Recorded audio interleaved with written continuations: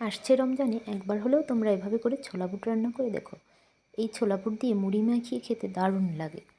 আজকে তোমাদের সঙ্গে ছোলা বুটের সম্পূর্ণ রেসিপিটাই শেয়ার করব। ছোলা বুটগুলো আমি আগের দিন রাতেই ভিজিয়ে রেখেছিলাম। প্রায় 12 ঘন্টা ধরে আমি ভিজিয়ে রেখেছি। এই ছোলা বুট রান্না করার সময় অবশ্যই চেষ্টা করবে আগের দিন রাতে ভিজিয়ে রাখার জন্য।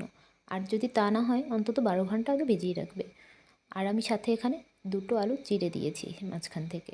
আর দিয়ে দেবো পরিমাণ মতন লবণ আর একটু হলুদের গুঁড়ো দিয়ে আমি সেদ্ধ করে নেব। এখানে আমি লবণ আর হলুদ দিয়ে সেদ্ধ করে নেব, এতে করে ছোলাগুলোর কালার নষ্ট হবে না।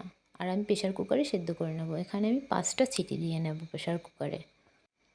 প্রেশার কুকারে 4-5টা সিটি দিলেই ডালগুলো ভালো করে সেদ্ধ হয়ে যাবে। যেহেতু আগের দিন ভিজিয়ে রাখা, তাই বেশি সময় লাগবে না। আর ডালগুলো যখন সেদ্ধ হয়ে যাবে একটি ঝুড়িতে করে পানি ঝরিয়ে অন্য একটি কড়াইয়ে আমি তেল দিয়ে দেবো। আর দিয়ে দেবো এখানে পেঁয়াজ রসুন বাটা। আর কিছু আমি এলাচি বেটে নিয়েছি, সাথে আটিগুলোকে থেতলে নিয়েছি। প্রথমে আমি পেঁয়াজ বাটাটা দিয়ে একটু তেলের সঙ্গে ফ্রাই করে নেব। এরপরে রসুন বাটা আর এলাচি বাটাগুলো দিয়ে দেব। একসঙ্গে ভালো করে একটু লালচে করে ভেজে নেব। আর যখন পেঁয়াজ রসুনটা লালচে করে ভাজা হয়ে যাবে এর ভিতর দিয়ে দেবো আদা বাটা, দিয়ে ভালো করে একসঙ্গে ভেজে নেব।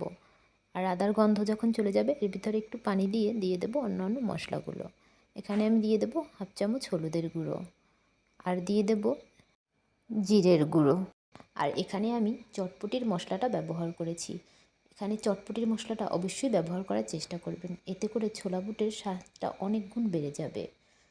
আর দিয়ে দেবো স্বাদ মতন লবণ, কিছু কাঁচামরিচ কুচি। এবার একটু পানি দিয়ে মশলাটাকে ভালো করে কষিয়ে নেব। যখন মশলাটা ভালো করে কষানো হয়ে যাবে এর ভিতরে সেদ্ধ করে রাখা আলুগুলোকে আমি ম্যাশ করে নিয়েছি। এগুলোকে মশলার সঙ্গে ভালো করে কষিয়ে গলিয়ে নেব।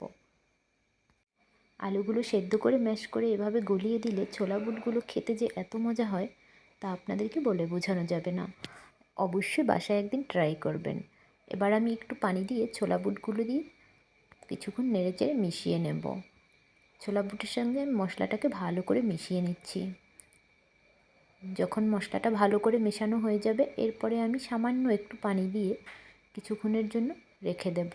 এতে করে বেশি পানি দিতে হবে না, কারণ আগেই এটা সেদ্ধ। এখানে আমি অল্প পরিমাণে পানি দিয়েছি। এবার কিছুক্ষণ নেড়েচেড়ে একটু ভাজা ভাজা যখন হয়ে যাবে তখন আমি ছোলা বুটগুলোকে নামিয়ে নেব। পানিটা অনেকটাই টেনে এসেছে। ছোলা বুটগুলো এবার আমি নামিয়ে নেব। ব্যাস রেডি আমার ছোলা বুটের রেসিপি। কেমন লাগলো অবশ্যই জানাবেন।